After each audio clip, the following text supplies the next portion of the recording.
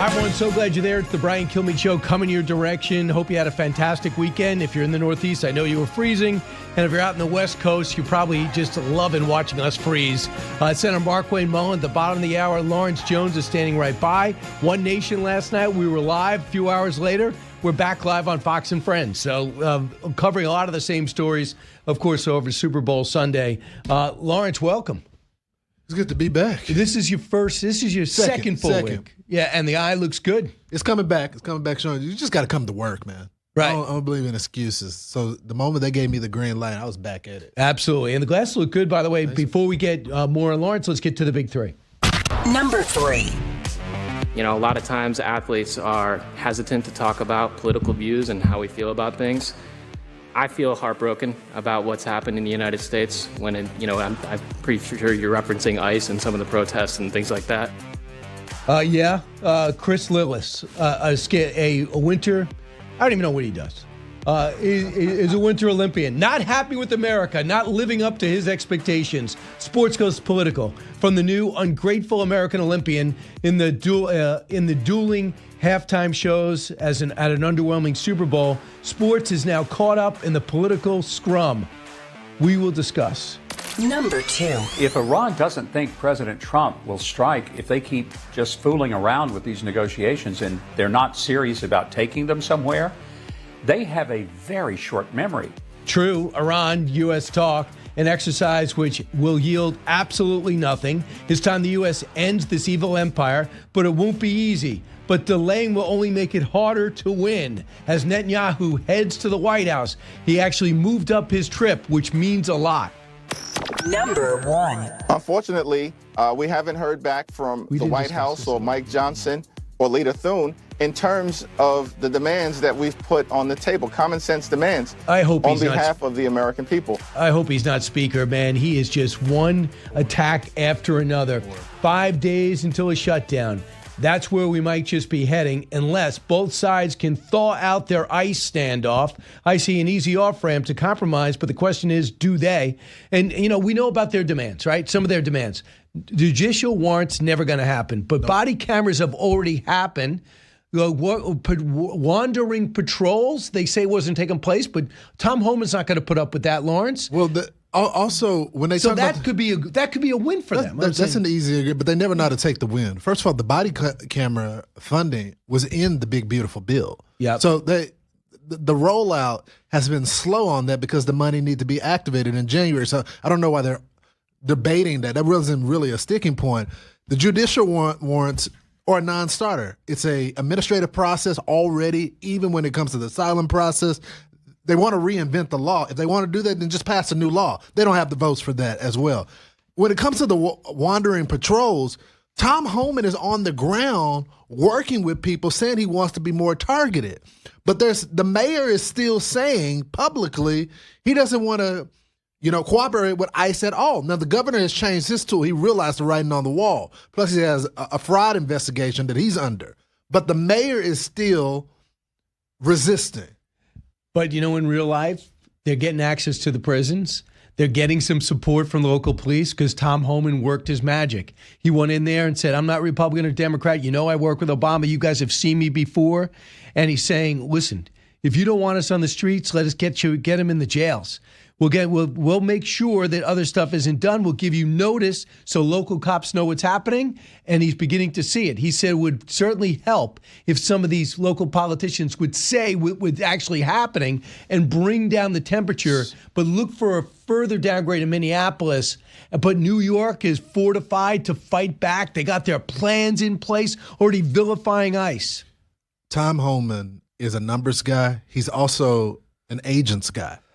He was on the ground. He knows all of the agents in charge and all that. So they're feeding him information. And what he did is he went to the mayor, he went to the governor and said, look, we're not going to agree on everything. But let me just show you the outline of all these faces of these criminals that you guys have. I don't want to have to release this to the American public and saying that you're trying to impede me on this. Can we at least agree to turn these people over? And if you cooperate with that, then I'll limit the amount of force that is brought here because I won't need them here. So Bill Hagerty the senator who was once from Tennessee, but he was once ambassador over in Japan, has got a real perspective on what's going on. And he said, look, when it comes to ICE, do you notice where it worked? It worked in Louisiana. It works in Tennessee. And it's worked in Washington, D.C. Cut 20. They're not cooperating with authorities at the federal level, and the result is utter chaos in Minneapolis. Go to Memphis. Memphis is now becoming one of the safest cities in America because we do have cooperation at the local level, at the state level, and the federal level. We have 16 agencies at the federal level working with Memphis, and Memphis has been dramatically improved in terms of the reduction of crime on the streets and in the neighborhoods. So, I mean, that should show you something. So what do you think, Lawrence? You think this is going to shut down? Look, I think they feel like they have some momentum here. And I think that's part of why the Super Bowl halftime performance was about that. The left feels like this is their winning issue.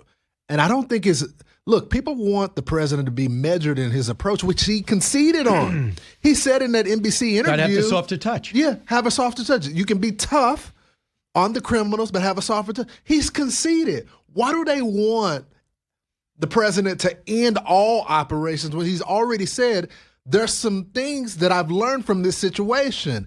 And so I think now that the president has that tone, I don't think that's going to be something they can run on. So I heard the president, the White House, Trump administration, issued 50,000 work visas. That's great.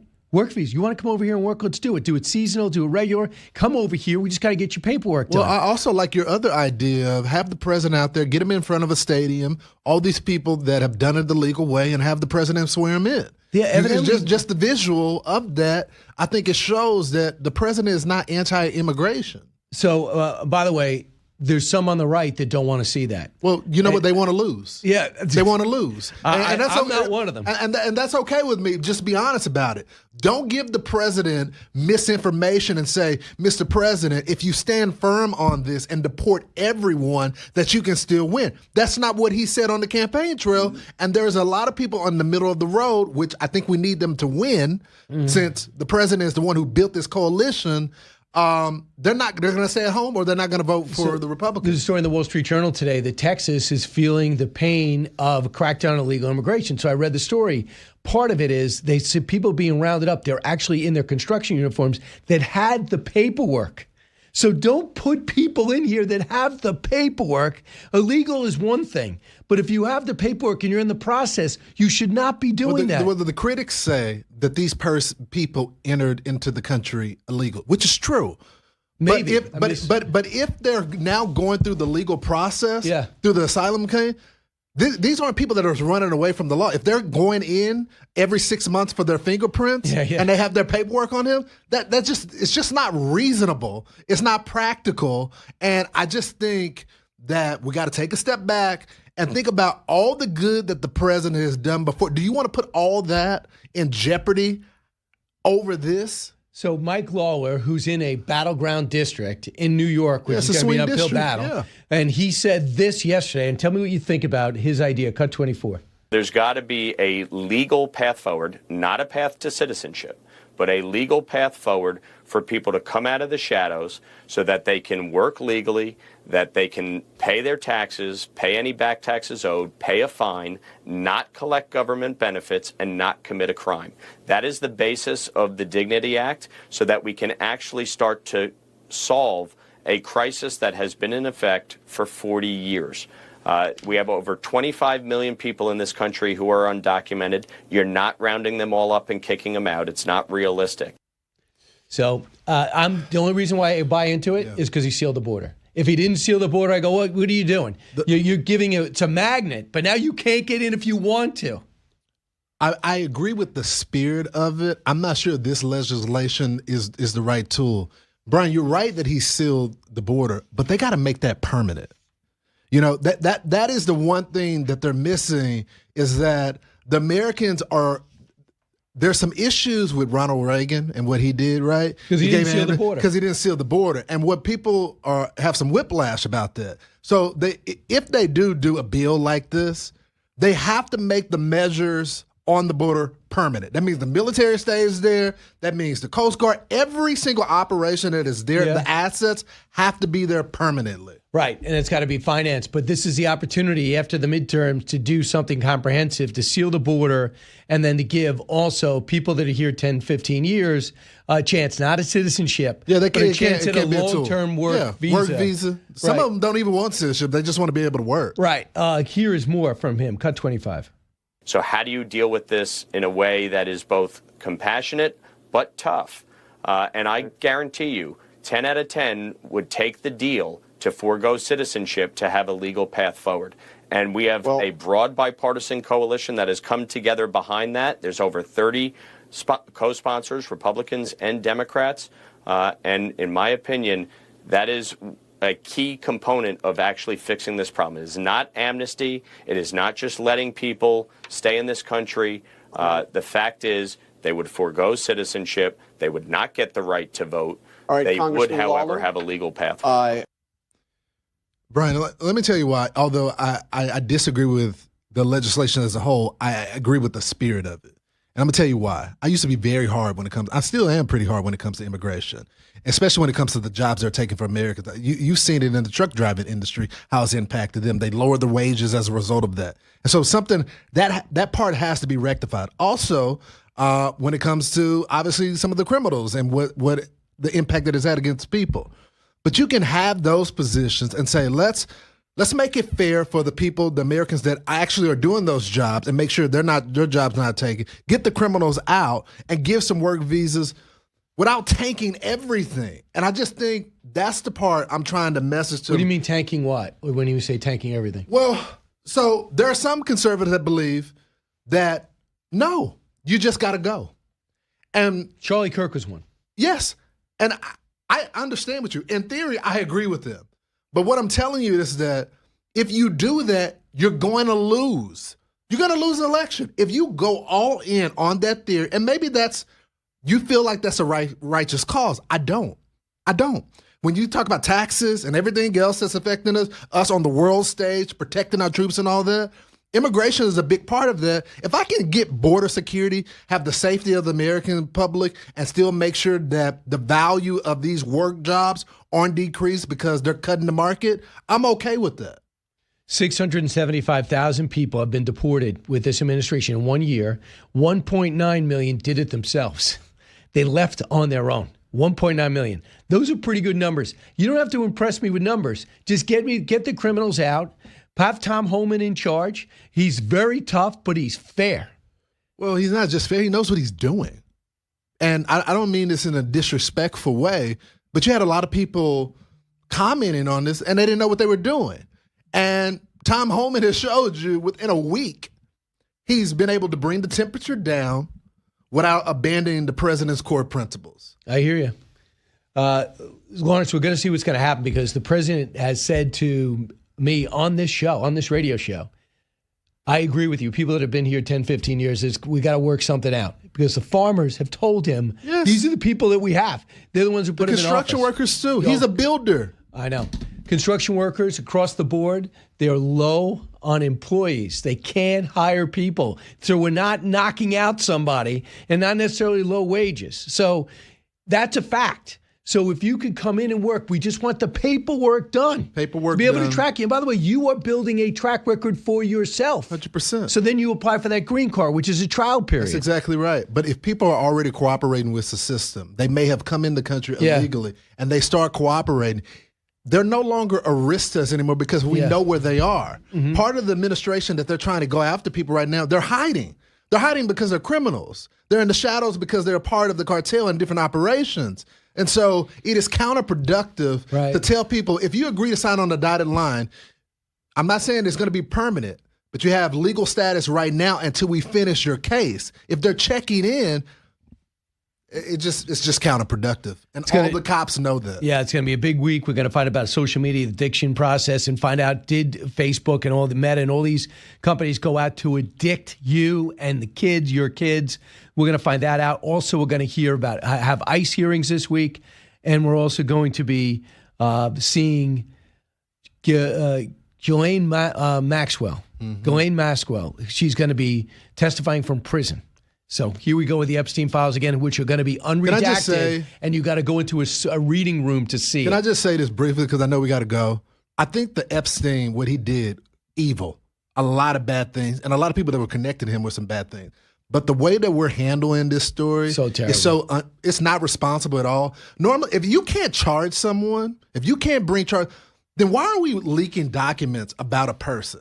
If you don't have enough evidence for a jury to convict a person, you don't get to get an opposition research from the federal government thrown out against you. If someone did something that was criminally negligent, then charge them. You don't get to just put documents out about them with no context. I saw the other day one of the CEOs, I can't even remember his name, that they were leaking a photo and it was like, blacked out and all that. And it makes it seem like he's with two girls. And the two girls are his daughters.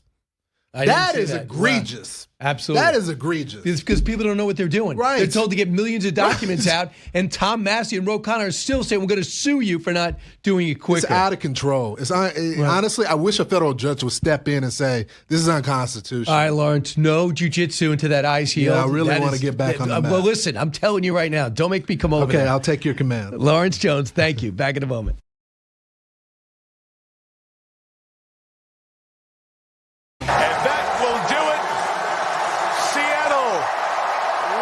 Above them all in the NFL, the Seahawks, Super Bowl champions for the second time. 29-13, it was over. The game was really over in retrospect at halftime, even though it was close enough, just 3 field goals. But it was just Seattle's a better team. That's what everyone thought going in. Then you overanalyze. I've covered 20-plus Super Bowls. No matter what happens, you think by the end of the week, wow, these two are so evenly matched, anything can happen. And then when they started playing, it became clear that the New England Patriots had a Super Bowl defense, but not an offense. And I would add one thing. It doesn't look like Drake May was healthy. So that'll be a story that's written about too, which I give him credit for. If you want to persevere, you want to make the best of it. But you're talking about people that were wide open that this guy has hit all year long. That's how they win. They turn around from a 6-1 team to a Super Bowl contending team. But I think New England will be good. I think Seattle will be great. For a while. Senator Markwayne Mullin's coming up next. We'll talk about the Super Bowl. I thought the halftime, I have no interest in watching somebody sing that doesn't sing in English. I mean, I understand singing with an accent, but how could you book somebody that doesn't speak English to sing in Spanish? I think that's an important part of our culture. But at halftime, on the year 250 of America's birth, you book a Puerto Rican singer who doesn't speak a word of English? Doesn't make any sense. That's why the Turning Point USA, I think, did so well. They have about like 20 million downloads, which is unbelievable. Why? These patriotic guys. They weren't Republicans, not conservatives. Patriotic, that's all.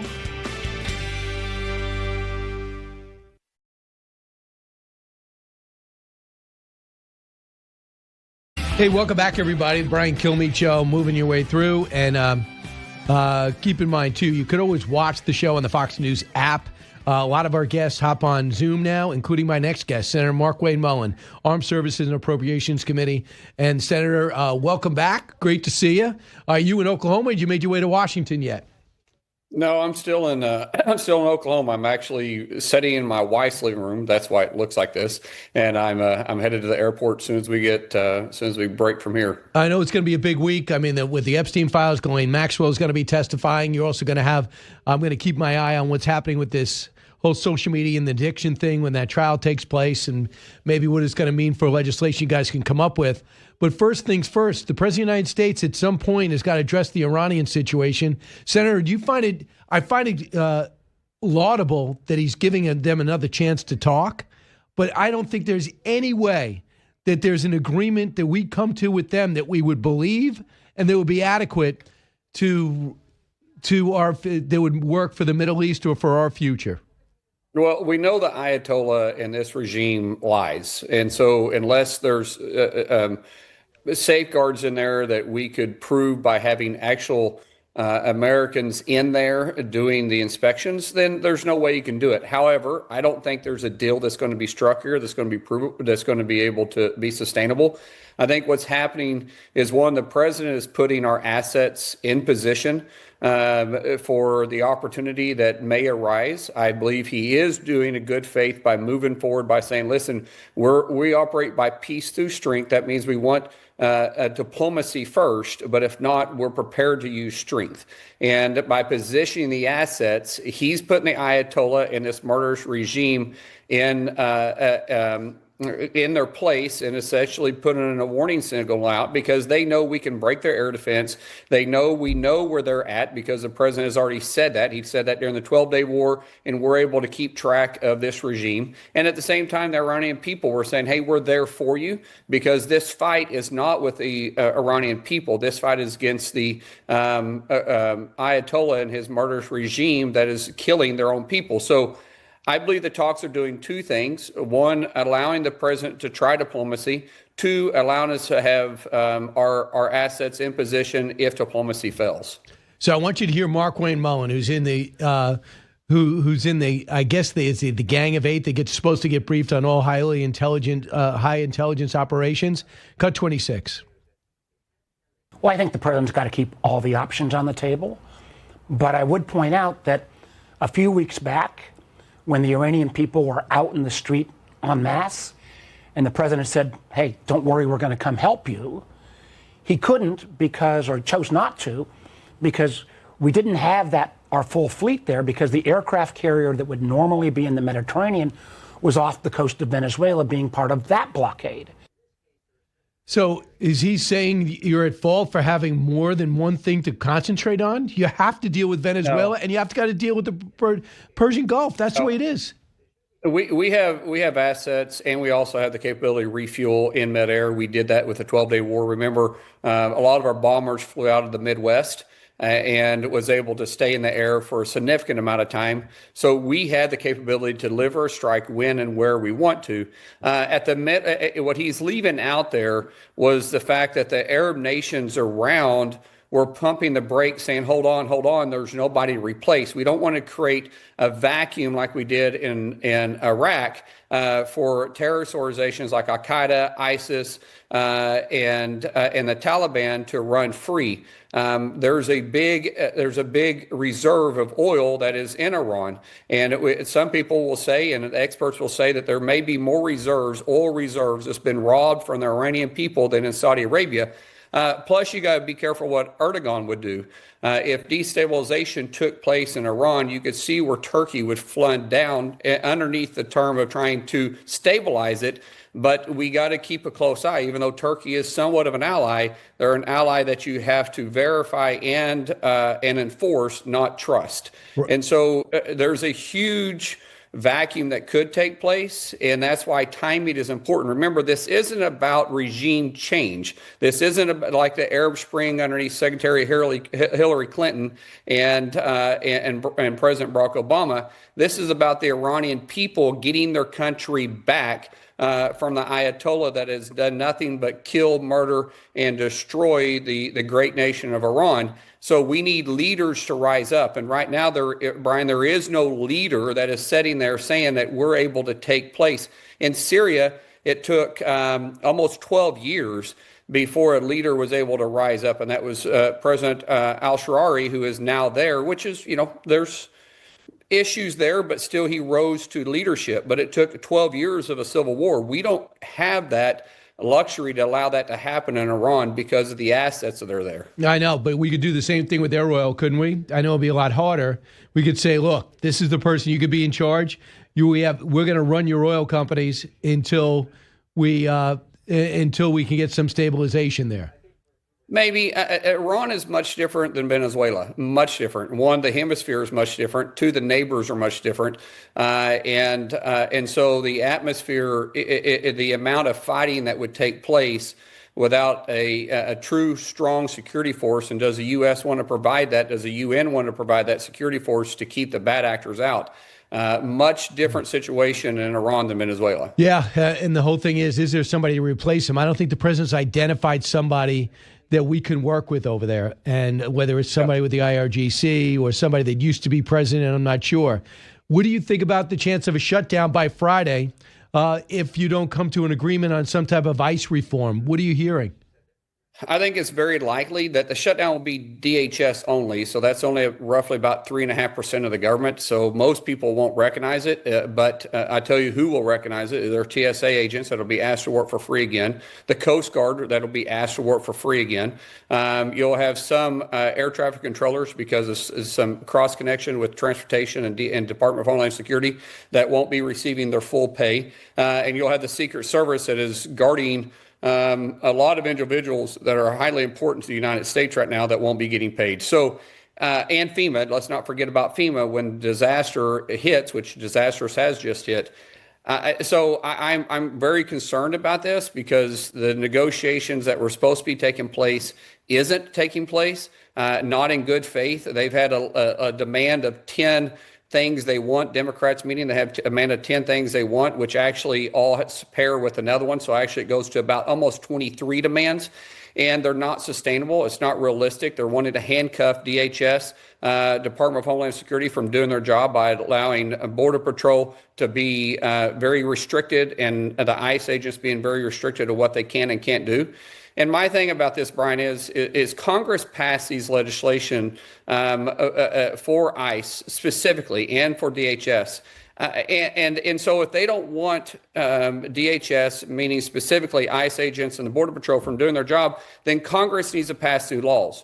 Right now, they are bound to do their job, and they're not willing to actually be in the room to negotiate what their demands are, other than, defund them. And that's just a non-starter. Republicans are supporting strong borders and going after the criminals that are in this country illegally. Judicial warrants are a non-starter. They say there's roving patrols happening right now. Let's say there are. The president could, Tom Homan, I think, would reel that in anyway. Body cameras are already done. Masks, you got to be crazy. You know, it's okay for protesters to wear a mask. It's okay for them to make us wear a mask for 2 years, but we got to take it down from ICE. Why is that? And they want some type of ID, which could be done with numbers. You could have an ID number, just like you see with pilots and others. And badges. Well, we have badges. The reason why they want the ID and they want the mask taken off is because they want to dox these individuals and they want to threaten them. No, there's no other reason why, because officers have badge numbers. That's what they give. They don't actually have to even give their full name. They give the badge number. When you start talking about doxing, look what they did to the place of worship where they thought one of the ICE agents officers went to. Look what they did to the hotels, the restaurants. Yep. And so now you're going to put their families at risk, because when you expose who they are, these individuals are going to be targeted at their homes. So that's a major security issue. Judicial warrants. A lot of people don't realize what judicial warrants are. Judicial warrants means that every single illegal, before ICE could arrest them, or really before local municipalities or sheriffs or state troopers could arrest anybody, they would have to get a judicial warrant. They'd have to go to court. They'd have to ask the judge to give a warrant before they could arrest somebody that's here illegally, which is absolutely absurd. That's like saying you have to have a judicial warrant before you can arrest somebody that has a DUI. So basically what would take place is that our entire country would become a sanctuary state if we actually did judiciary warrants, which is exactly why the Democrats asked that, which is exactly why the Democrats want it. I want you to hear what Mike Lawler said. He thinks with the border sealed and the controversy on ICE, regardless, he thinks something could be done right now. Cut 24. There's got to be a legal path forward, not a path to citizenship, but a legal path forward for people to come out of the shadows so that they can work legally, that they can pay their taxes, pay any back taxes owed, pay a fine, not collect government benefits, and not commit a crime. That is the basis of the Dignity Act, so that we can actually start to solve a crisis that has been in effect for 40 years. We have over 25 million people in this country who are undocumented. You're not rounding them all up and kicking them out. It's not realistic. How do you feel about that pathway towards talking about something about the 25 million that are here, maybe for a long period of time? Well, zero starter if we're talking about amnesty towards citizenship. True. But Mike made it very clear we're not doing that. I think there would be a conversation that might have towards like DACA individuals that were brought here under the age of 18 by their parents. Maybe if you want to talk to someone that's been here in the country for 10 years or longer, I don't know. There's a conversation it could have, but all these individuals that flooded over here that we have no idea who they are at all during the Biden administration, absolutely not. They were trafficked. They were criminals. We know that jails were emptied. We know that for sure in Venezuela. And so I think there's a cutoff. You can't just simply say that that's for everybody. I think if you wanted to have that conversation, that needs to be a very long conversation that Democrats and Republicans, and we took the people, meaning the people that elected us, and we take them into consideration too, because they're the ones living among individuals just like we all are. So I think that's a very difficult path, but I'm not saying that it's not an absolute non-starter, but it is if we talk anything about amnesty at all. I hear you. I just want to see if there's going to be a pathway there. And Senator, just real quick, on the Voting Act, we got 73% of the country who thinks you should have voter ID. Is there some type of compromise? Has any Democrat talked to you and said, yeah, I saw that poll too. I understand where the American people are at? Or are they just singing from Senator Schumer's hymn book and saying your SAFE Act is Jim Crow 2.0, which includes voter ID? Well, the whole thing about Jim Crow 2.0, keep in mind, 37 states already have this. The only states that don't have it is 13 that are all Democrat states. They all went for Harris. I imagine there's some type of correlation between there. And by the way, the 37 states, there's no suppression of the minority vote. There's no lawsuits going on. There's no issues happening. It's just what the Democrats claim every time they don't have a logical argument. They just claim it's racist.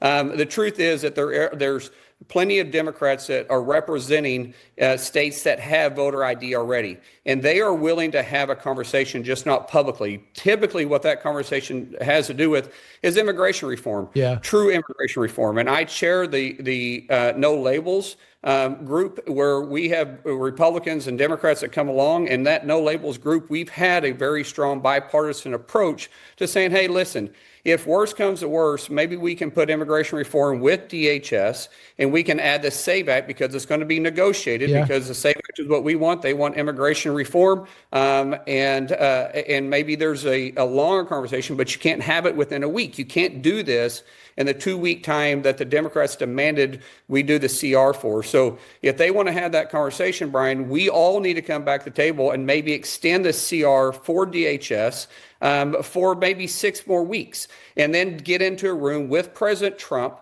and have this longer conversation about this, because I think the SAVE Act is very, very, very important. And people that said it's federalizing the election, that's not accurate, because federalization, it doesn't happen when you're just requiring what the Constitution says, that you have to be a citizen of the United States to vote. And so, because we're not telling states when, where, and how to have the election, we're just saying you got to prove to be a citizen, which is well within the constitutional right for us to enforce. Senator Markwayne Mullin, thanks so much. Good luck in your pathway over to D.C. It is freezing over here. I guess it's cold over there too, right? Yes, it is. Yes. Senator, thank you. When we come back, we'll take some of your calls, reflections on the Super Bowl and some of the anti-Americanism, sadly, that takes place in front of our team in the winter, are some of our Winter Olympians. You listen to the Brian Kilmeade Show.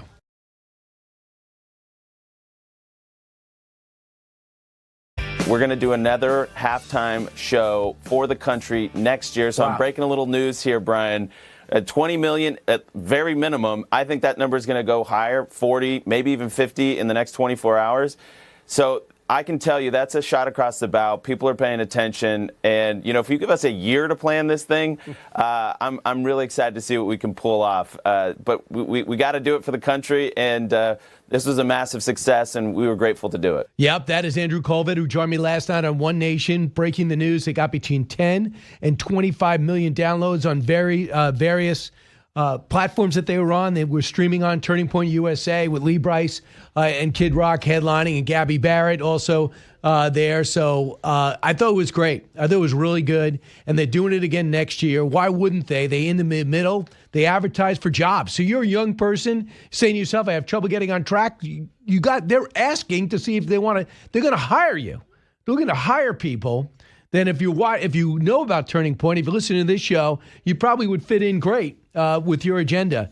But I was really disappointed in what I've seen so far from the Winter Olympics. Listen, I don't follow downhill skiing or snowboarding, either do you, or ice skating, unless you're in a niche sport. I appreciate the athletes. I love athletes that are doing stuff that doesn't get you rich, but it is just dedicated. You just want to be the best.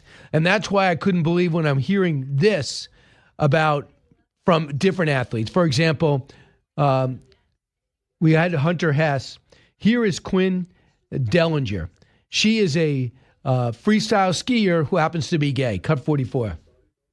Yeah, the political divide in the United States is very prevalent, and competition in sports is always a way to bring people together, and I think the Olympics is a great spot in that, where it brings every country and all athletes and all aspects of people from everywhere together.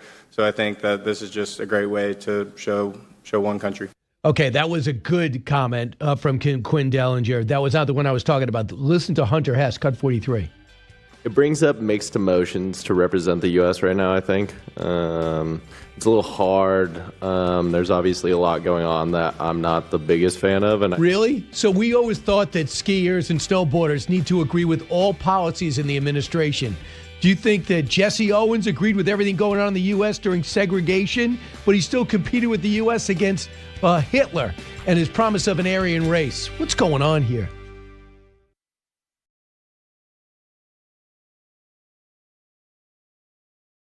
Quick note. You can now find the Brian Kilmeade Show. We're very proud about this on YouTube. So we got our show clips, we got the show, and clipped from everything. For example, I hosted Will Kane on Friday, did One Nation last night. You'll see some clips from that. So go to youtube.com/@the-Brian-Kilmeade-Show, and I think you'll love it. Now, back to what we were discussing, and that is a would-be shutdown. Why would we have a shutdown? Because they want some changes to ICE and the DHS. But if you shut down the DHS, you shut down TSA, air traffic controllers, you got to tell Coast Guard they're not going to get paid. Is that really worth it to you to go through all that because you want some changes to ICE when you already got some changes to ICE? To me, it is a shutdown. You thought the last one was stupid. This one will be even more idiotic. Why it works for Democrats, I think, is because it will slow down the economy, which is picking up steam on all counts. And that's what they did last time. They slowed down the economy, which is really, in many ways, I mean, we went over 50,000 at the Dow, and they weren't really tech stocks that did it. These are industrial stocks that it's happening, which gives people a sense that they could be a part of the solution instead of part of the shutdown. So we'll have to see if John Fetterman's right. Now, Fetterman came out and mentioned yesterday on the weekend show, on Maria's show, that he's looking at the shutdown opportunity, and he sadly, even though he won't vote for it, he thinks it could happen. Cut 17. No, I absolutely would expect that it's going to shut down. I know that we, the Democrats, we provided, I think it was 10 kinds of basic things. And then the Republican pushed back quickly, saying that that's like a Christmas wish list and that they're non-starters. I truly don't know what specifically are the Democrats' red lines, that it has to be. Certainly not going to get all 10. But now, if I had to say now, they would probably expect that there is going to be a shutdown because things are just drowned down to committed to do that. Yeah, well, I can tell you right now, the non-starters. The non-starters are the judicial warrants. The non-starters are taking off the masks. Do you think they like wearing masks? Do you remember what a pain in the ass that was? Walking around with your mask on? How many times people told you to pick it up, put it over your nose? Very few people liked it. Maybe a lot of Democrats liked it, but very few people liked it. Now they say we got to take off the mask. Why do you have to do that? You want to find out what law enforcement's doing, so you want to be able to sue later on because, I don't know, you want to be able to dox, find out, label, be able to harass them at their hotels like you've been doing already. But this way you could do it specifically and have the name called out while you're doing that. Senator Bill Haggerty talked about the chaos in Minneapolis, and he knows exactly why there was chaos in Minneapolis, because it's a sanctuary city. And those are the ones complaining now. Cut 19. This isn't a serious negotiation. This is all happening in the media trying to motivate a radical left base. The main difference between what we're seeing in Minneapolis, Shannon, and the situation that you and Senator Warner were just discussing is a lack of cooperation. Look no further than Memphis, Tennessee. In Memphis, in Tennessee, we actually have cooperation with local authorities. If the local authorities would cooperate in Minneapolis with ICE, they would issue the detainer, the ICE agent would go directly to the jail, pick up the person, and move on. It takes 4 to 8 times more agents to go into the field to go after the same criminal. That's why you have so many people in Minneapolis. That's why this is so chaotic. Is there anything he said that you doubt? 650 people arrested in West Virginia, illegal immigrant criminals. Did anyone complain about that? Hundreds have been scooped up. They say 4,000 have been scooped up in Minneapolis. Don't you think that has a lot to do with the crime decrease, even though you're about 250 cops shy? Of course it does. And I understand from a great source that Minnesota is cooperating, giving them access to prisons, communicating with local police, and they're providing backup when the situation may show itself. I want to talk about the Super Bowl real quick. Seattle, not a surprise to many, a favorite, won, but how easily they won with an offense that really couldn't keep up with them, that didn't really belong on the same field. It wasn't like when the Patriots of old with, I think it was Steve Grogan or Tony Eason, was taking on the mighty Bears. I think the final score was 49-3. This was closer, but they were truly outplayed. Here's how it sounded, cut one. And that will do it. Seattle reigns above them all in the NFL. The Seahawks, Super Bowl champions for the second time. So, and Mike McDonald, in just his second year, mentored by John Harbaugh, now of the New York Giants, formerly of the Ravens, was an intern when he started, a young guy now, ran the defense, was brilliant. Clint Kubiak, the offensive coordinator, becomes the new head coach of the Raiders after leaving. He left after the game. Cut 6 is Clint.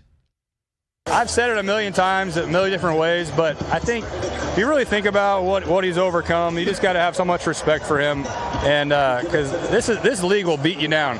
It'll beat you down as a coach, as a player, and you have to really love what you're doing and love the people you're doing it with to keep going. And that's the kind of joy he brought to our building. Is the love of the game. He's a competitor, and it's been a real honor to coach him. Sam Darnold, who he's talking about, talked after the game about the fact he was drafted by the Jets, considered a bust, sent to Carolina where he did not well, and then he was sent to San Francisco as a backup, and he learned a ton. And when the starter went down, Brock Purdy went down, he played very well, caught the attention of the Minnesota Vikings when he was a free agent. They signed him to back up J.J. McCarthy. McCarthy gets hurt, the rookie, and he becomes a starter and looks so good, he ends up with a multi-million-dollar deal to go to Seattle and then wins a Super Bowl. Cut 5. Your 5th team in 8 seasons. What gave you the belief, the will to know that you could stand up here on this stage holding this trophy? It's easy. My teammates and my coaches. They've believed in me ever since the beginning of OTA's training camp, and that was our mindset. Every single day we came to work. And, hey, I got to shout out our offensive line, our tight ends, our receivers, and, of course, the running backs for everything that they did tonight. It was special in the run game. But our defense, man, hey, 12s, make some noise for our defense. And 12, that's the extra man. It was seeming like a Seattle crowd in San Francisco. It was close logistically. And I don't know how many people really thought the Patriots were going to win. Lastly, before I move on, I want you to hear from the coach that won 3 Super Bowls in the past as a player, Mike Vrabel, cut 7. Proud of everything that they did. I'm disappointed, just like they are.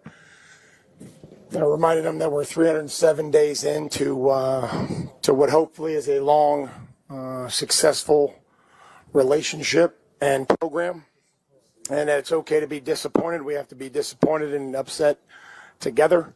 And like I always do, I tell them I'm appreciative of them. I'm thankful. I'm grateful that I get to coach them. And we don't want to.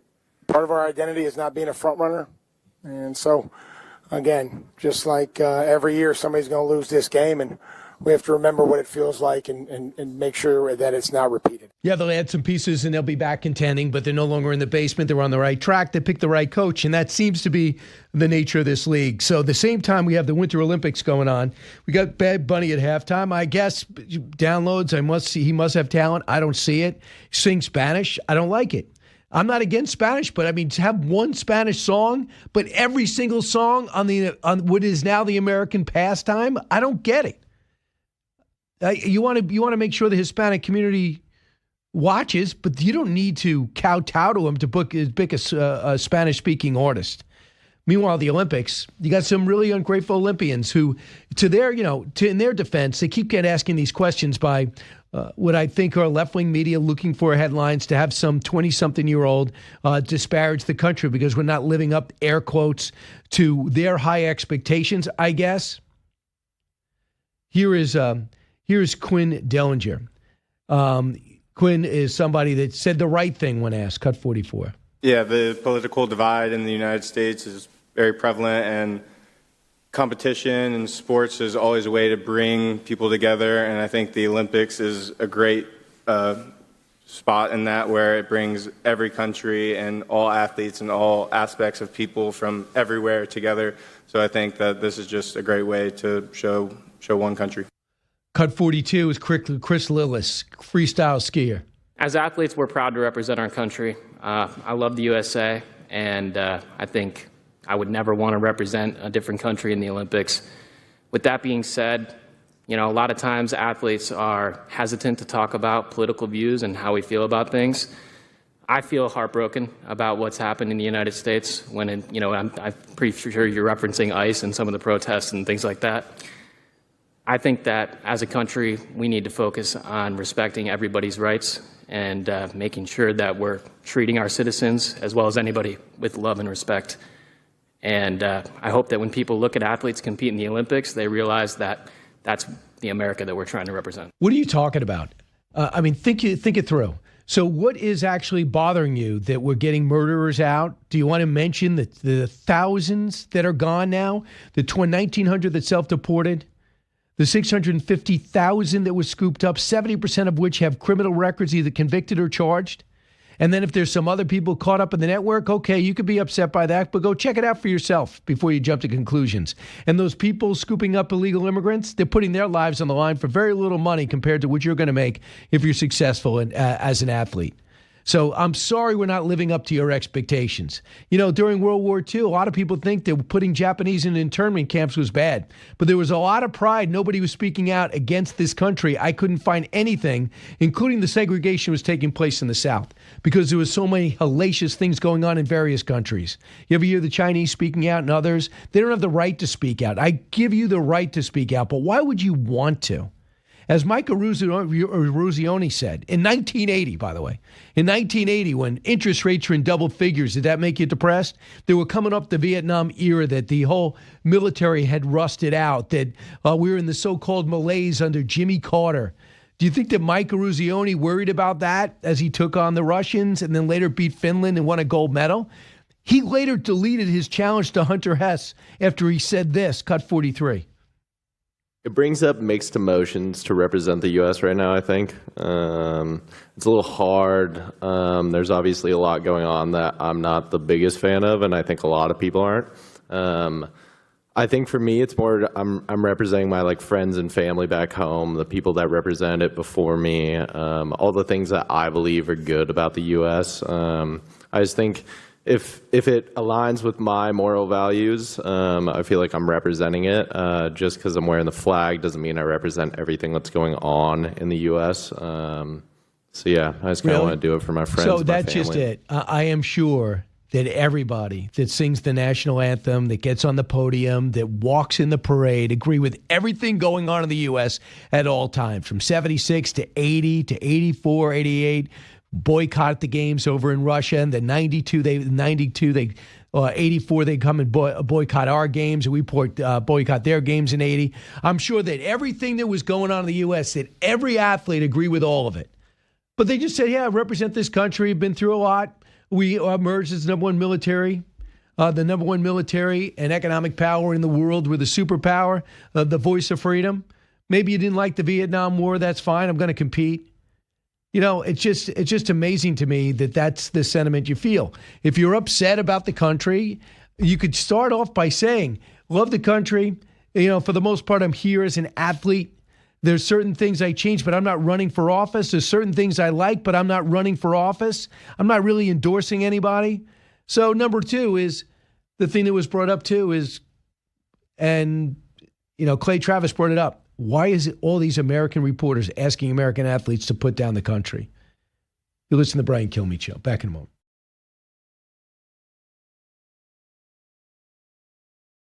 Ultimately, it's up to the family as to whether the money gets paid or not. And so as a result, I think, Savannah said that they're willing to pay. So is that going to happen? Are they ever going to get proof of life? You wouldn't want them to pay it until you get proof of life, but I'm not convinced, if these notes are legitimate, that they'll ever see proof of life. She may pay it and not see her mother. How often does that happen? It has happened. It has happened where there's, it was, the actual kidnappers, they took a person and then they got the ransom and then they left.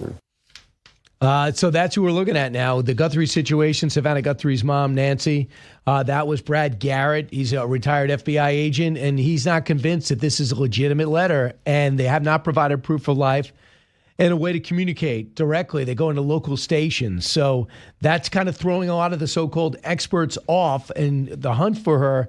Now we're in day 9. It's just everything about this is throwing even the most savvy investigator off.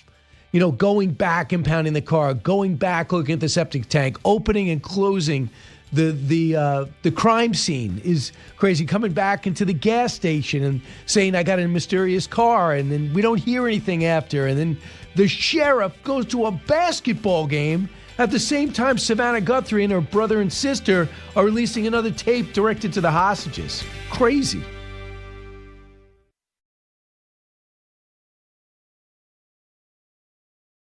I don't trust Vladimir Putin at all. And I do feel like at times Putin has played President Trump when the president said, well, let's, stop bombing Ukraine for a week or two. He gave him a couple of days. It feels like all of these starts and stops with negotiations around Ukraine simply allow the Russians to continue to pound the Ukrainians. Again, when the president has stepped away from kind of the common alliance we had with our NATO allies against the Russian aggression in Ukraine, I think our hand has been weakened. And the president does seem to have a soft spot in his heart for Vladimir Putin. So Senator Mark Warner should be embarrassed to say that because he was the one who trumpeted the whole Russia hoax that derailed this country and our relations with Russia for 2.5 years. And now he's out there trying to say that the president's got a soft spot for Vladimir Putin.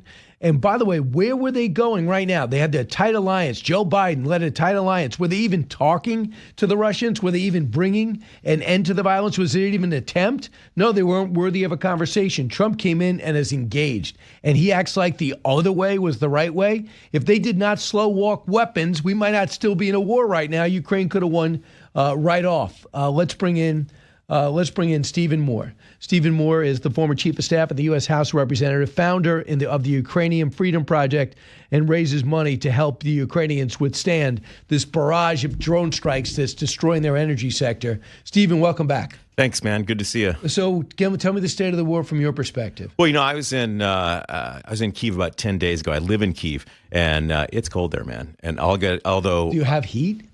No, actually, most people don't have heat in Kyiv and in Ukraine. And the Russians are bombing the facilities that produce steam that's piped through all the apartment buildings. This is an old Soviet era thing that they did in Ukraine back in the day, and that's the main source of heat. And the Russians are bombing them.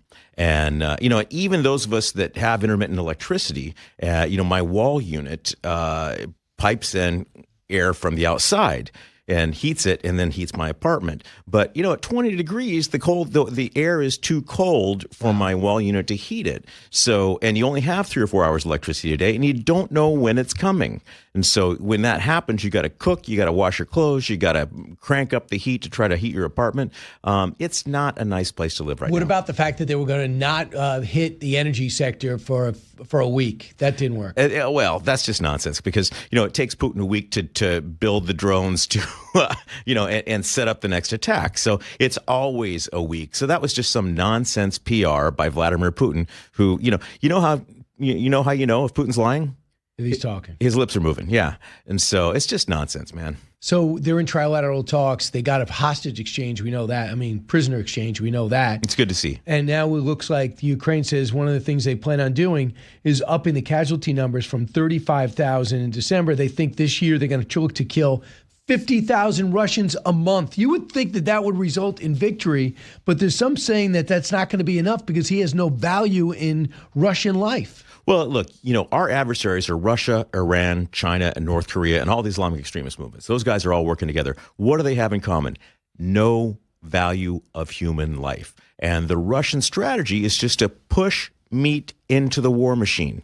And, I have friends in Ukraine, like machine gunners at the front, who just had to stop because they got tired of killing people. They just, that just people just kept coming, and these human waves. And, and you just can't do it after a while. So what is the spirit in the country now? I heard that Zelensky came out and said he expects this whole war to find the peace to come in June because the president needs it for the midterms. I don't know where he got that from because June's far from November. Yeah. So does he understand our system? Yeah, it's hard to say where that comes from. I've heard that myself. I think that believe me, he'd end it tomorrow if he could. Yeah, this is like Israel. It's like if Israel lays down its arms. I'm sorry, if Hamas lays down its arms, there's no more war. If Israel lays down their arms, there's no more Israel, right? And so it's the same with Ukraine. If Ukraine stops fighting, then the Russians are going to roll through, and it's going to be a grim place for everybody. But the morale in the country is pretty high, despite how cold it is. People are having parties in the streets. So I'm hearing that the missile shield had promise of starting in the new year. Have you heard anything about a missile shield that you guys are working on with the U.S.? Yeah, there's something called an ERAM, and this is a lower cost version of the Patriot that people are talking about getting over there and having it be the defense shield because drones are it for Russia. I mean, that's the main thing with Russia, right? Oh yeah, the Russians send 1,000 Iranian-made Shahed drones a night into Ukraine, and they use it to kill civilians, take out heating facilities. So these things are about $50,000 a pop. So if you use a $1.5 million Patriot missile to take it out, that's not a long game.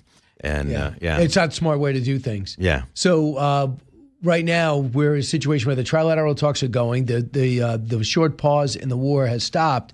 So we're looking at, and we also find out, you said, and I agree with you, that if India legitimately does stop buying Russian oil, which is cheap, they get cheap Russian oil, and they had relations with Russia prior. Yeah. Why? As a hedge against China. Yeah. So when Russia and China were rivals, India was threatened constantly by China in their border skirmishes. They sided with Russia. Yeah. So, which we were fine with. You do your thing. That's your region. But when the war breaks out, they said, yeah, leave us out of this. Russia provides a lot of our arms, and now they're going to give us discount oil. And we were disappointed, but there was no pressure that Joe Biden didn't put any pressure on India to say, wait, we just, Modi, you're a buddy. You were just over here. 2 administrations looked at you as an enterprising partner. What happened? So Trump put pressure in a different way. They continue to buy oil. But that changes. Yeah, that's 18% of Russia's revenue. And, we go back to those 50,000 people a month that are... that's what they hope for. Yeah. Well, I know it's sad to say, but that's what the Ukrainians hope to inflict on Russia. Well, it's currently 35,000 a month, so it's a real number. Which is amazing. Now, think about this. Putin has gone in 4 years ago. Putin went into Ukraine, and he has taken only 20% of the country and lost 1.2 million soldiers, all right? So now think about that in terms of George W. Bush in 2003. If he'd gone into Iraq and in 2007 said people 4 years later that, we've taken 20% of the country and lost 1.2 million Americans, there's no one in the world who would think that's a win. He wouldn't have continued. Yeah, no, it wouldn't have happened. So Putin has all the money in the world from his oil revenue, and he is paying these soldiers to go into Ukraine 4 times in cash what we pay an E1, an entry-level soldier in the United States. And, and it goes a lot farther in Russia because Russia's average monthly wage is about 20% of America's. So these people are getting paid a fortune. These poor people in the regions are getting paid a fortune to go into Ukraine, right? And die on the sword. A lot of them aren't going to survive. Yeah. So I don't know if you saw last week, Finland knew we were starting these trilateral talks, and they made a statement in that I don't want to hear the U.S. say Rule 5, NATO Rule 5, like deterrence or defense. Because Finland feels, I don't want to go to war against Russia because of what we promised Ukraine, who's not a NATO member. I thought, wow, that's a convoluted way for a brand new NATO nation to respond to that. Well, but the UK and France said, we will put troops in there. Oh, that's interesting. As a tripwire. Yeah, I had not seen that. But, here's one. I was in Finland about 3 months ago, and they were really excited to be part of NATO. And they don't say if the Russians attack, they say when the Russians attack. So I'm kind of surprised to hear they said that because the Finns were all on it when I was there. But here's the attitude of the frontline nations like Poland and the Baltic states and Finland and the other ones that are very close to Russia. They need help from behind because they're going to keep all their troops in their countries. They're not going to send any to Ukraine because if Ukraine falls, they need those troops. So the troops that are going to come stabilize Ukraine need to be from France, from Germany, from the UK, and places that don't have an immediate threat from Russia. Steve Moore's here, and Steve Moore's got a great title in Ukraine. He's trying to help him out the best way he can. He is the Ukrainian Freedom Project founder, which raises money for Ukraine aid. So we understand this, that Starlink is playing a role, and it's helping the Russians inadvertently. Now, Russian mill bloggers who evidently have a habit of telling the truth over there, it's kind of weird, continue to claim that SpaceX's recent block of unregistered Starlink terminals in Ukraine is hindering Russian combat operations in Ukraine. Have you heard this? Yeah, that's something that's all over. People are talking about. That is an amazing thing because the Ukrainians use Starlinks. I've bought several Starlinks for folks near the front because. What does it give you? Well, it gives you connectivity. All this stuff, we are in a connected war, and all these drones, everything else, all this, all the communications. More than any other time. The drones. Oh yeah. Here's something that a lot of people don't know is right now the Ukrainians 70% of the weapons they're fighting with are weapons they've made because the Ukrainian defense tech is just out of this world. These guys are all good at math. All these guys in Ukraine are better at math than you and me. They're engineers, and they've built this stuff that is just really taking out the Russians, and it's better than the stuff we build here.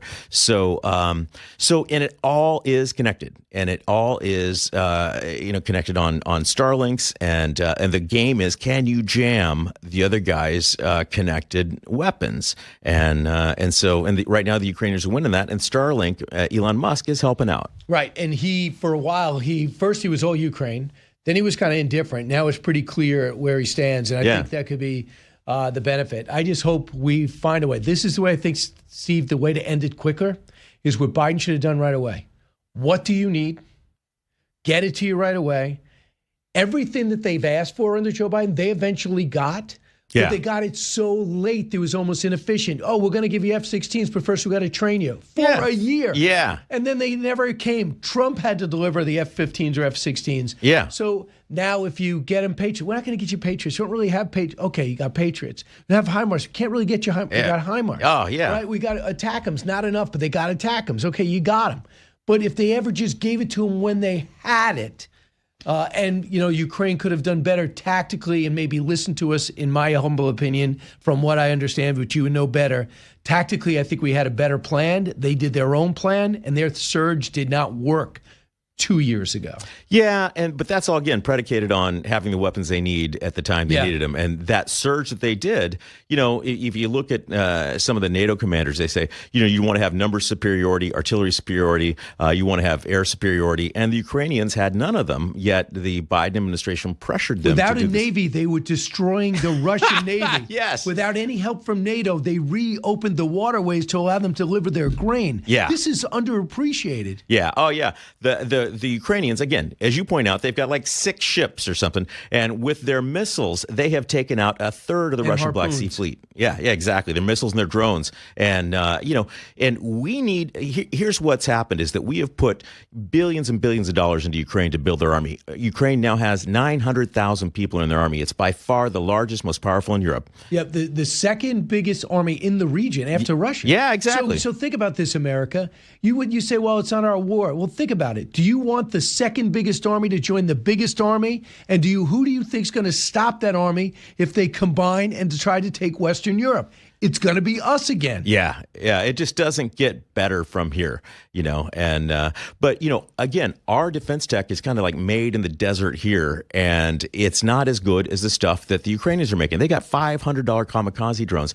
Our cheapest kamikaze drone is $100,000. No way. Yeah, this is true, man. So are we beginning to combine technologically? Because I was in Germany on a military base in Wiesbaden, and they had Ukrainians there, and they had tech guys who weren't in the military working with our military on this stuff. Do you see a cohesion there? Yeah. Well, not enough? Not enough. And there needs to be like an organized method. Because we need their drones. Oh, yeah. I hate totally. to tell you. Oh, yeah. We need their drone defense. We are not prepared for a drone Absolutely war. Not. And they had to be. Yeah, they figured it out. They lost a lot of people to figure it out, and they have, and their stuff's working, and our stuff doesn't. We send our stuff over there; it doesn't work. The assassination of the lieutenant general who he was in the hospital, but he isn't dead, sadly. Yeah. In Moscow, that freaks them out. Yeah, that's great. The Ukrainians have showed this Mossad-like ability to get inside Russia and to do these espionage things.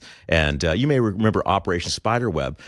They took 117 of these $500 kamikaze drones. They smuggled them into Russia and destroyed $7 billion worth of aircraft inside Russia. They've whacked this general, almost whacked this general, and this guy is a really bad guy. He's the guy that was responsible for poisonings in Europe. He's the guy that was responsible for the torture of POWs, of Ukrainian POWs.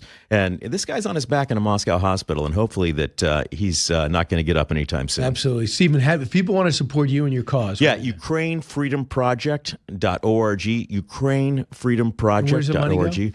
Listen, we're doing, so we're getting generators for people. It's cold there. We're getting, non-lethal equipment for the military, Starlink, stuff like that. And here's the other thing. We're telling the stories. We also have a movie. I told you about this. Faith Under Siege tells the story of Ukrainian Christians who have been tortured by the Russians and have just overcome through faith. And faithundersiege.com. Go check that one out. So for people who say Vladimir Zelensky is shutting down the churches, the Russian Orthodox Church in Ukraine, maybe you should sober people up and tell them why he would do that. Well, the Russian Orthodox Church is a working arm of the Kremlin, and there's branches of the Russian Orthodox Church here in America. Rokor is one of them, and they report to Kirill, the patriarch. Kirill has declared a holy war on the Ukraine and the West. He is the religious advisor to Vladimir Putin, the soulless leader of Russia. Yeah. And he has said if you die fighting in Ukraine, all your sins will be washed away. Now, he stopped short of offering 72 virgins, but it's the same thing that the Islamic extremists are doing. Yeah, it's hard to hit that 72 threshold. So you don't want to overpromise, and you don't get repeat buyers. Yeah. Stephen Moore, thanks for all you're doing. Great to be with you, man. Thanks for getting the story out. Absolutely. Back in a moment.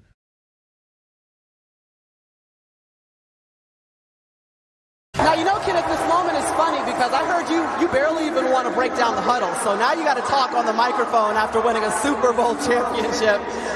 But what was going through your mind and the mentality that you had to make sure that you were powering this offense throughout the game tonight? First and foremost, I want to thank God for this, blessing to be here. Also, I want to thank my brothers. This don't happen without them. We went through a lot of adversity this season, but we came together and we stuck together, and, this is what we got. Kenneth Walker III, MVP of the Super Bowl, ran for over, how many yards was it, Pete? Was it 135 yards and 27 carries? He was great. First carry from scrimmage, 10 yards, and that kind of set the tone. He proved he could have a running game. This is a guy that had some type of aneurysm and was told you can't play football again. They found a way around it. Here's more, cut 3. If I would tell myself as a kid right now, I wouldn't have guessed that I would be the one to win an MVP. So it's a surreal moment, and it doesn't happen without the guys in the locker room. When the doctor told me I couldn't play no more, I just thought, football was over. That's what I was doing all my life. So it was a shocking moment, but, my dad worked with me throughout that whole process, and he was in the hospital with me as well, and my mom. So just going through that, it just made me grateful for each and every day to be able to go out there and strap up and play this game and just, still be alive for real. Absolutely, for real. Kenneth Walker, first running back to win in over 20 years, right? 28 years, 28 years, wow. 135 yards on the ground. Congratulations to him. And I had to tell you, if for those people in the NFC, they're going to be back again. So I'm not sure about the Patriots, but the Patriots are good. They're not great.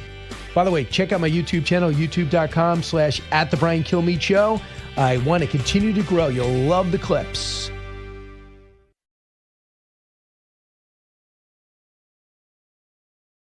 Hi, everyone, from 48th and 6th in Midtown Manhattan, heard around the country, around the world. Brian Kilmeade Show coming your direction. Can't wait to be in Fort Myers, Florida on the 14th, Valentine's Day. We'll be on stage, History, Liberty, and Laughs. If you're patriotic, want motivation, inspiration, you're going to love the show. Streamed on Fox Nation. Go to briankilmeade.com. And then on May 30th, I'll be in Reno, Nevada, and then we'll be doing something else in July in Evansville, July 11th in Evansville, Indiana. So just get your tickets. I can't wait to meet you in person. Meanwhile, we have a lot going on this hour. We're going to be joined by Chris Klomp. He's the Director of Medicine and Deputy Administrator, CMS, and another Senior Advisor to RFK Jr.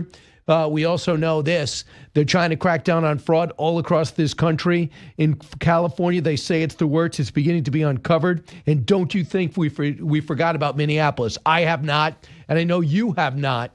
And I think it's going to be great to see that unwound. And yesterday, HHS announced some pretty big news.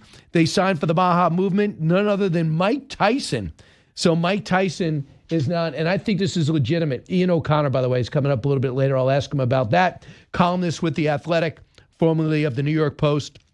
And I think he's a 6-time New York Times bestselling author. His last book was on Aaron Rodgers. Prior to that was Belichick. So he does fantastic work. But I want you to hear Mike Tyson on Fox and Friends Weekend. Now, keep in mind, Mike Tyson always had a huge weight issue. His sister was enormous, obese. And a lot has to do with he believes, the Frankenstein food they're forced to eat. And you know about that. And when in low-income neighborhoods get cheap food is also terrible for you. And a lot of times people say, well, I'm cutting back what I'm eating, but it's what you're eating. It's the problem. That's why Mike Tyson was all in. Cut 46. Well, we have to start doing it right away. It needs to be done right away. There's not enough time. We need to do this right away. We're losing our children. They're dying at a rapid pace, and we're drinking and eating so much sugar. That's even becoming narcotic, and we're getting addicted to. We're becoming addicts before we even know it.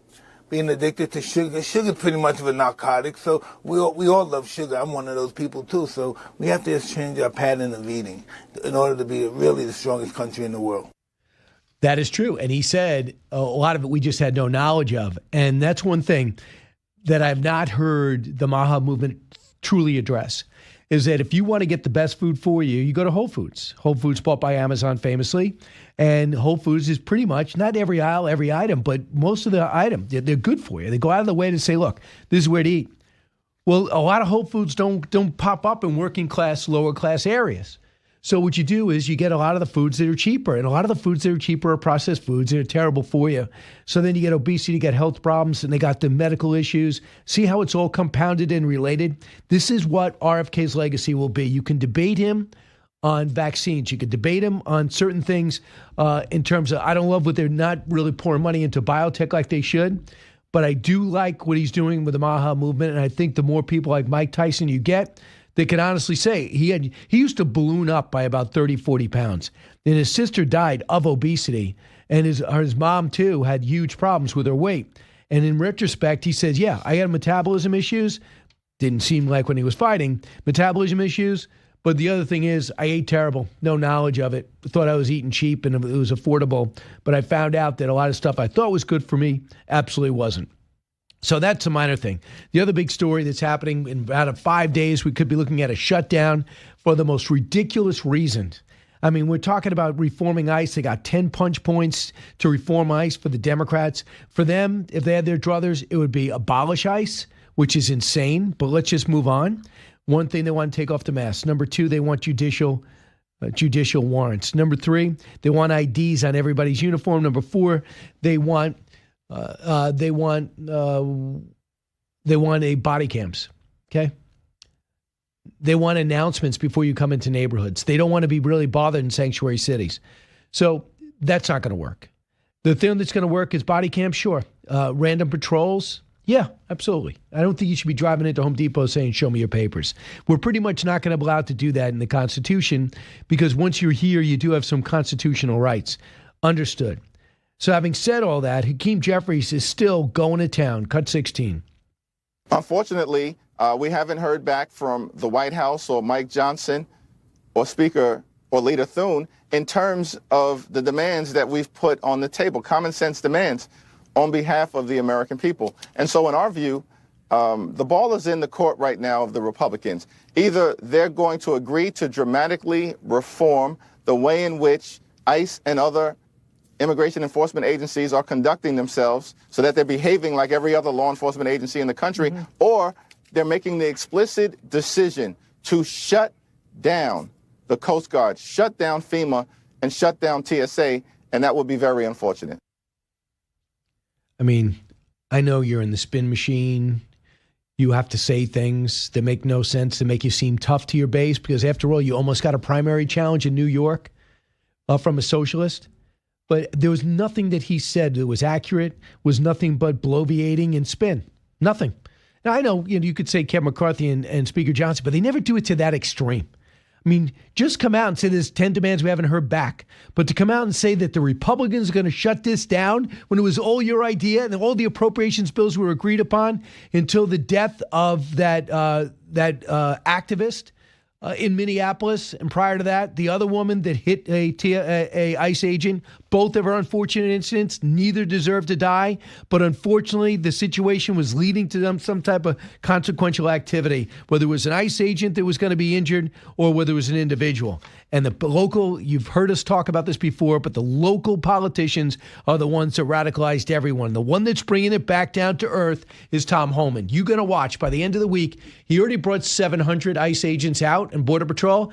He'll be bringing probably another 700 by Thursday or Friday. And he says he's got access to the prisons. That's called cooperation. Even if it doesn't play to your base, both parties, I like the idea of cooperation. Don't you? Senator Mark Warner, Virginia, cut 23.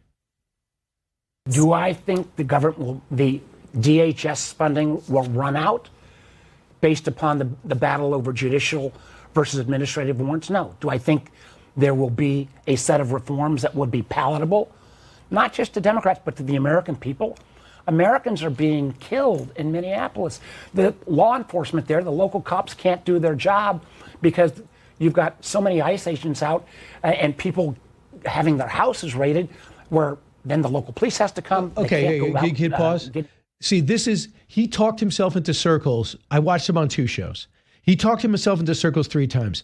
The police can't do their job because there's so many ICE agents on the street. What are you talking about? If the police were doing their job, you wouldn't need as many ICE agents on the streets, number one. Number two, if you were to allow them to communicate with each other, one could guard the perimeter, the other one could get the worst of the worst out. And because there's ICE agents there, police aren't stopped. They're told not to work. And when you go into a home, when you decide that there's a murderer behind that door or a rapist or a criminal, one of the 7 out of 10 that have been detained have either charges or convictions on some type of crime. The police aren't stopping you from doing that. The police aren't aiding you, I'll tell you that. They're not giving you the lay of the land. That's pretty true. So all you have to do is say, why is it working in Memphis? Why did it work in New Orleans? Why did it work in Washington, D.C.? Why is it working in other states and not working here? Because you went out of your way to radicalize. And now you got Olympians calling out the U.S. government because of that. Meanwhile, 66% of those in America polled said, I want everyone who came here illegally deported. More practical is Mike Lawler. And this is where I'm heading.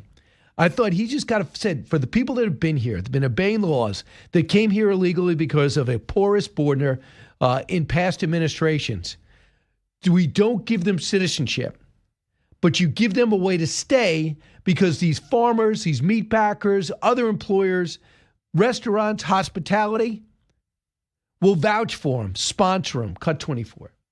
There's got to be a legal path forward, not a path to citizenship, but a legal path forward for people to come out of the shadows so that they can work legally, that they can pay their taxes, pay any back taxes owed, pay a fine, not collect government benefits, and not commit a crime.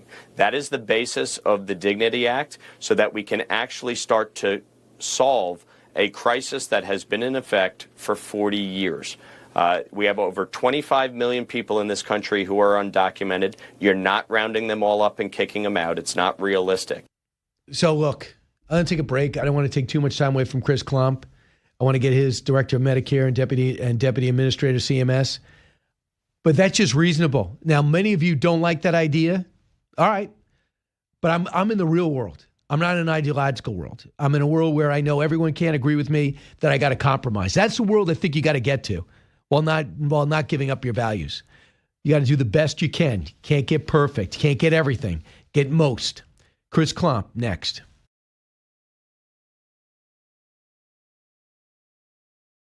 Under the most favored nation agreements my administration has negotiated, the United States will pay the lowest price paid by any other country. So we're taking the lowest price paid for drugs. We will pay equal to whatever the lowest price anywhere in the world. That's the price that you're going to be paying. It's a tremendous reduction. Trump RX. Chris Klomp joins us now, Director of Medicare and the Deputy Administrator of CMS and Senior Advisor to RFK Jr., who is HHS Secretary. Chris, welcome. The president was referring to getting drug prices down as low as possible. Is that open to everybody? Absolutely. With last week's historic announcement by the president of TrumpRx.gov, the president unleashed the access to the American people, any American, to the first of what will be many, many, many more drugs coming as the result of his most favored nation drug policies. He's tired of foreign freeloading. He's tired of the fact that we pay 3 times what the rest of the wealthy world does for the same branded pharmaceuticals from the same manufacturers, the same box, the same plant. And so with the launch of TrumpRx.gov, every American should go visit that site first before they buy a branded pharmaceutical going forward. It's not selling the drugs. It's the single source of truth. It tells you if you're getting the best deal, if you're paying the lowest price in the wealthy world. If your drug isn't there right now, check back, because multiples will be added in the coming weeks and months, reflecting all of the deals that the president has negotiated with the major pharmaceutical manufacturers. So the major, they'll go to Trump RX, all these drugs. So in other words, that's the standard bearer of the price. What is the reason that you got the price lower? Because you're buying it in such bulk? The reason is fairness. The reason is the fact that when you go talk to the pharmaceutical manufacturers, as the president did, and you ask them, why is it that the United States funds 50% of global research and development? Why is it that we're 60% of revenues? Why is it that we're 65% of pharma, and yet you're charging us 3 times what you're charging everybody else? The answer was, well, we figured you'd come ask at some point. And they understand it too. They understand it's not sustainable. They understand that we need to retrain the rest of the world. So the way that we're able to get this is the president's demanding that other wealthy countries pay a little bit more, that they pay their fair share. Right now, on average, foreign countries pay about 0.3% of GDP. We pay 0.8% of GDP on pharmaceuticals. He wants that to change. That's already changing. So, Chris, let's look at what we're seeing now with the subsidy debate that was so fervent in the fall that led to the shutdown. I know the president said, yeah, I'd like to if you want to use that money, I want it to go right to the people, not to the insurance companies. The insurance companies were in, they testified. I didn't see anything that really got accomplished as they said their side of the story. Where are we at with that? Yeah, so much was made about the enhanced premium tax credits, the subsidies that led to this, plus 40-day shutdown of the government.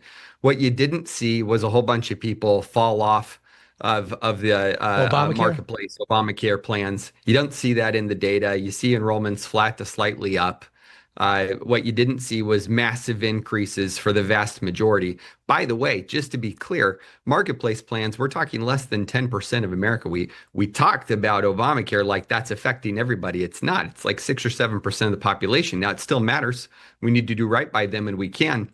But what the president's calling for, and he's calling on Congress now to ratify and pass his great healthcare plan, is to lower insurance premiums. He wants to send money directly to the American people. Stop sending money through premium tax credits to the big insurance companies with billions of dollars in extra taxpayer-funded subsidies, and instead send that money straight to eligible Americans. Allow them to buy their health insurance where they want. Fund cost-sharing reductions, which are already possible. This could save taxpayers at least $36 billion and reduce premiums by over 10% in the first year alone.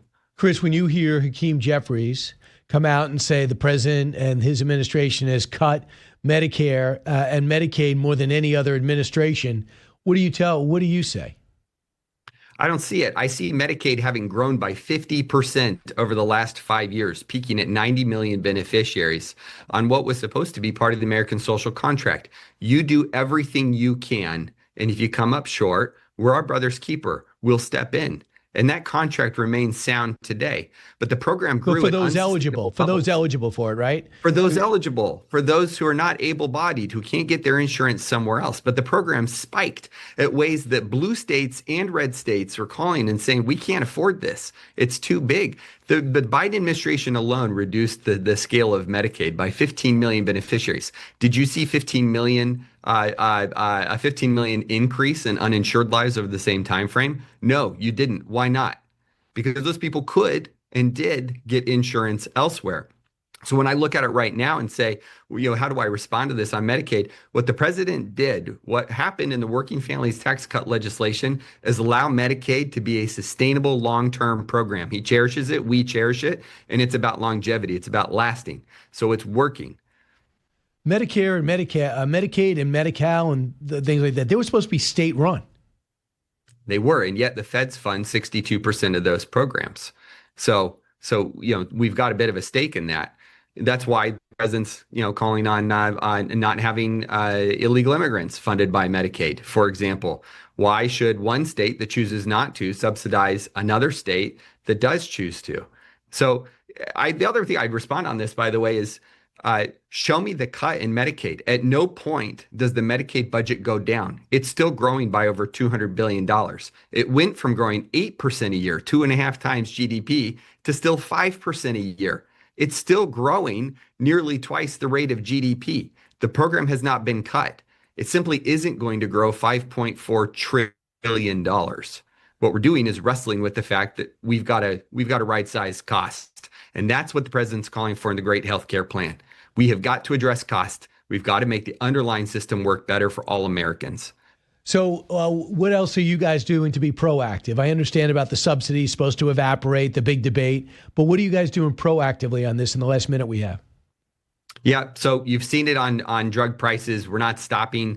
I noticed the Wall Street Journal remarked that drug prices have now come down for the first time since they've maintained their index. That's massive. There's more to come. We've talked about lowering insurance premiums.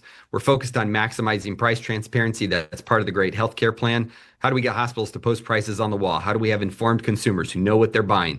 And ultimately, how do we hold big insurance companies accountable to do what they're supposed to do, which is help their beneficiaries live healthier lives so that Americans can meet their full potential? It's hard to reach your full potential when you're not healthy. Yeah. That's what we're doing with the Great Healthcare Plan. And I also think you guys are cracking down on fraud. That seems to be a concerted effort, and that would certainly help. I think we're all for that. Chris Klomp, thanks so much. I know you're always busy. Director of Medicare and Deputy Administrator of CMS and Senior Advisor to RFK Jr. Thanks, Chris.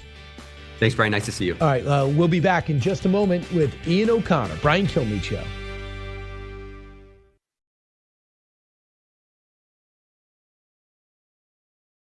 And that will do it. Seattle reigns above them all in the NFL.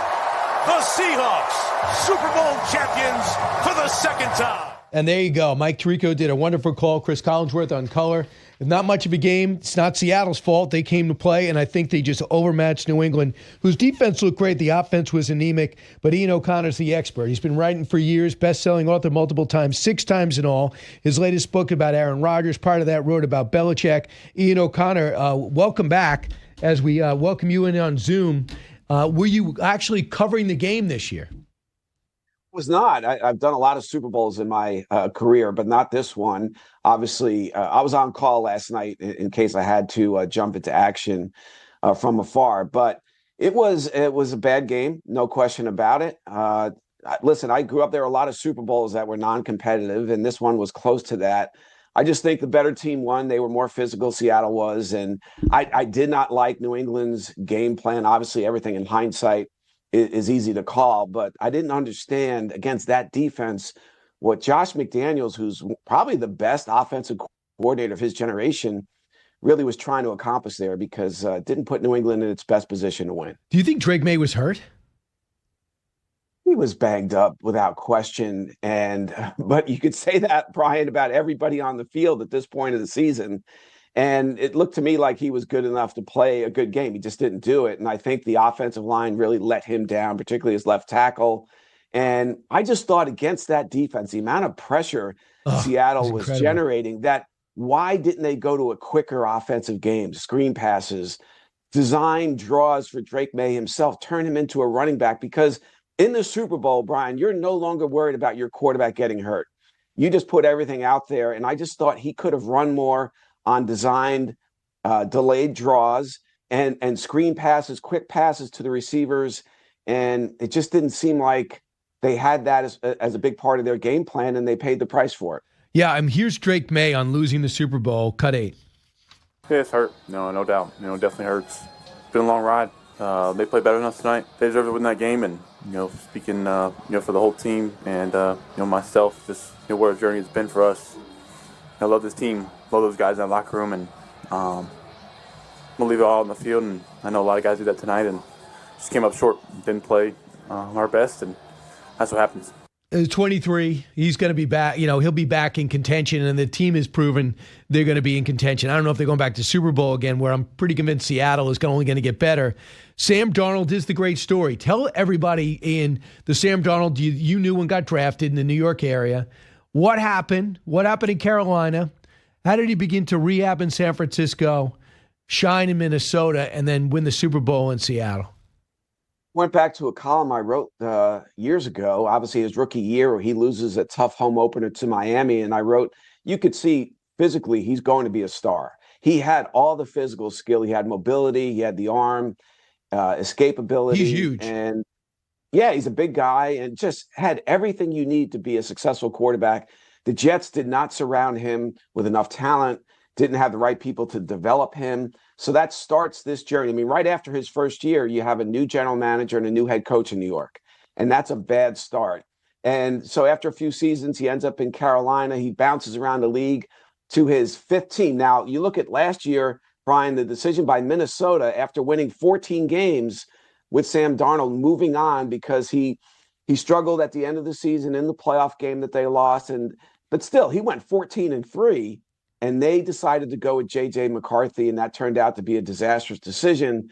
Obviously, Seattle is the beneficiary of that. But what a story of resilience to end up on your 5th team before you win the Super Bowl. The first guy to do that as a quarterback is really an amazing feat and just speaks to his strength of character and really the talent that he always possessed. The thing is, when he went to back up Brock Purdy, he goes into these systems like San Francisco in the old days, in the 80s and 90s. You go there, you just got better. The people you surround you with and the coaching staff that Bill Walsh had and Seifert after that. There's something about that stay that seemed to have gotten better. He was clearly the backup quarterback. When he had to step up, he didn't look good. But do you think that Shanahan, the coach of the 49ers, deserves credit for that? He deserves some credit, certainly. I think Sam Darnold deserves most of the credit himself. But I think Shanahan, if you go there as a quarterback, you are going to get better. He was talking on the pregame about how maybe the one thing he saw in Darnold that needed to be corrected was you don't need to try to win every single play all the time and live sometimes to see another down.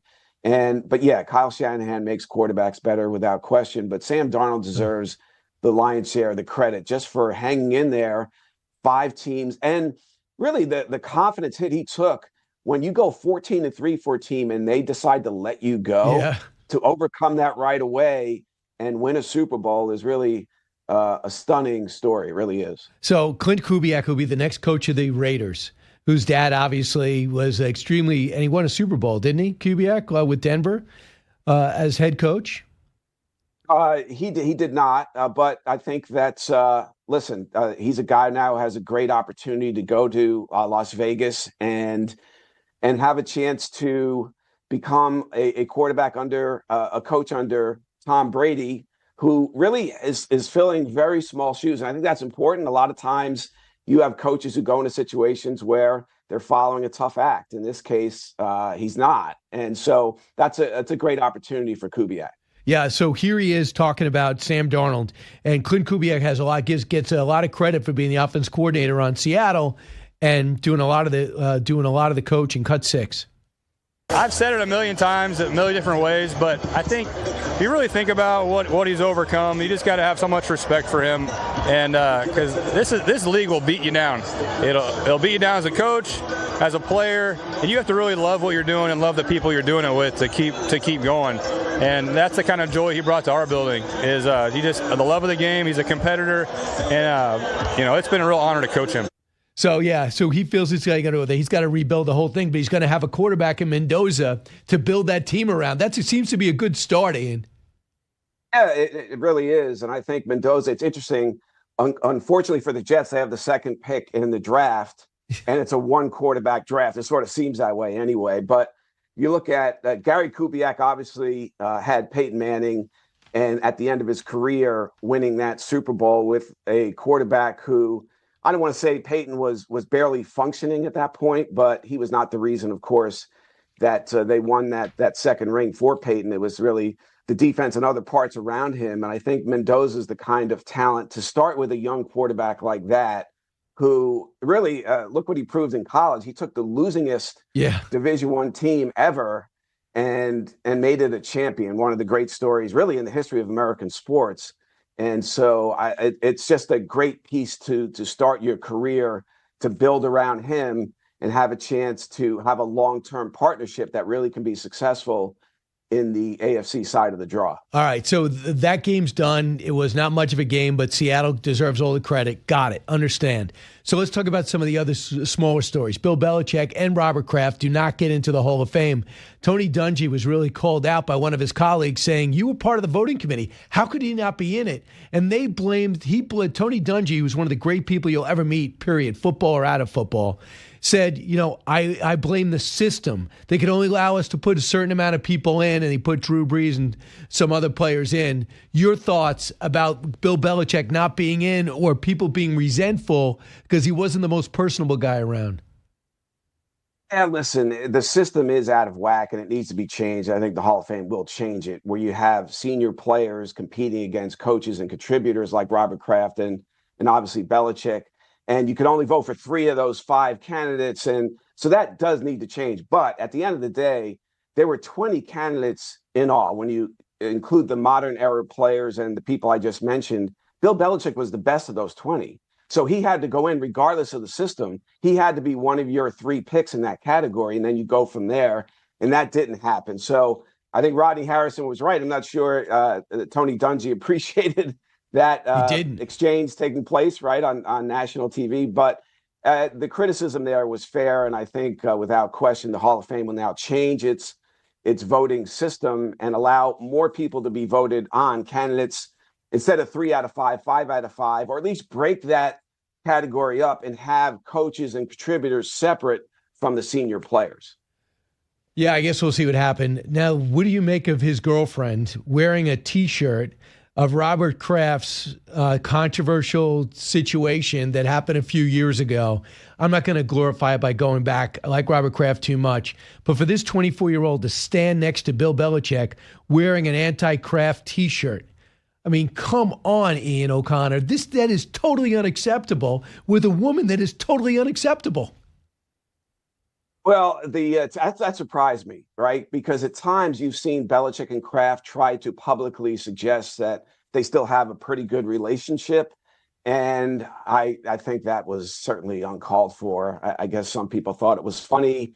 And certainly Robert Kraft was not one of them. But it does speak to the truth, really, about their divorce in New England, what they feel about each other, what they felt about each other at the time.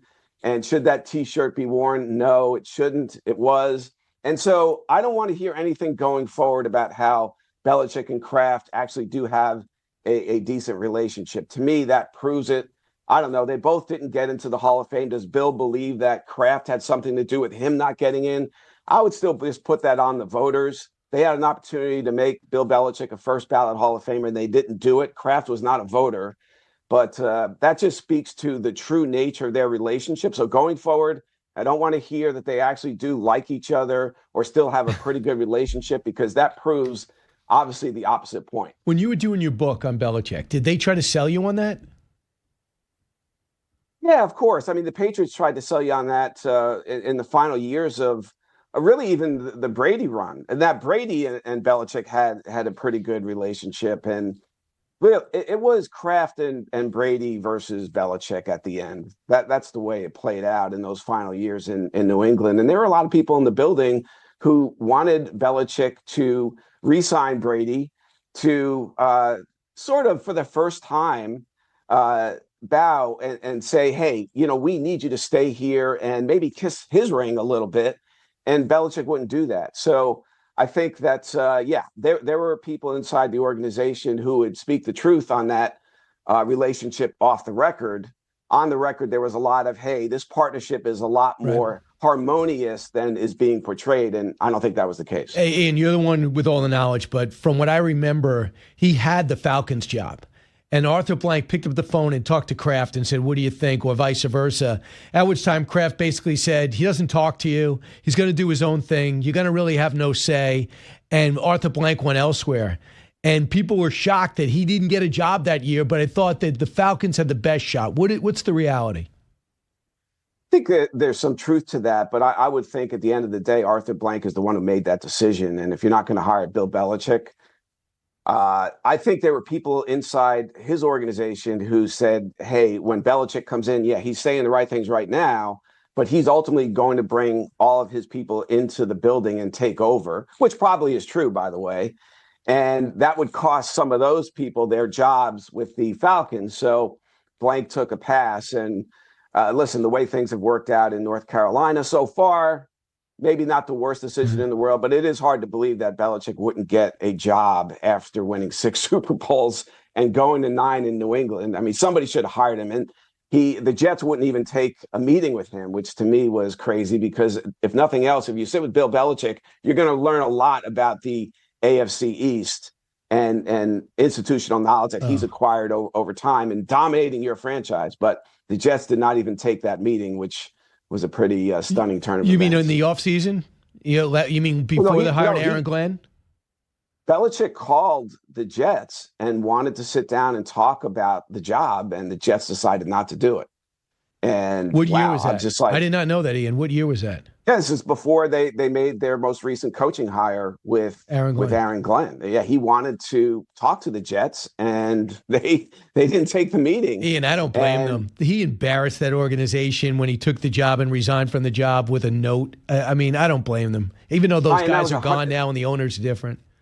That was 100 years ago. Who cares now? It's just I'm not over it. The guy, well, maybe you should be at this point, but he dominated your franchise. He shouldn't have walked out the way he did, but it was just a long time ago. So many different people now in place, and so I would have at least taken the meeting just to see what he had to say and what he had to say about your roster and the way you run your organization. And if nothing else, you learn a lot in that meeting. But the Jets decided not to go that route, and look how it played out, right?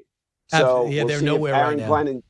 If Aaron Glenn in year 2 can be a somewhat effective head coach is doubtful at this point. He's shown nothing to suggest that, and the Jets don't have a quarterback either. So when you don't have a head coach and you don't have a quarterback, you're nowhere in the NFL. You might have a good offensive coordinator in Frank Reich, right? Yeah, I think that actually was a good hire. His experience, and he knows Aaron Glenn, and so, but they need a quarterback, and it looks like they're not going to get one this year. Now they'll probably sign a bridge quarterback. The next draft, are they going to be in play for Arch Manning? Who knows? Just how bad will the Jets be? It really would behoove them to lose a lot of games this year to be in place next year in the draft to get a franchise quarterback of that ilk. But I think that right now, you're looking at another tough season for the Jets. Aaron Glenn probably won't survive unless they win at least, I would say, 7 games. So he's got to find a way to get to that number, or else he's done after 2 years. Ian O'Connor, you're never done. You're always working. Ian O'Connor of The Athletic. Thanks so much, Ian. Great to see you. Appreciate your insight. My pleasure, Brian, as always. You got it. Back in a moment.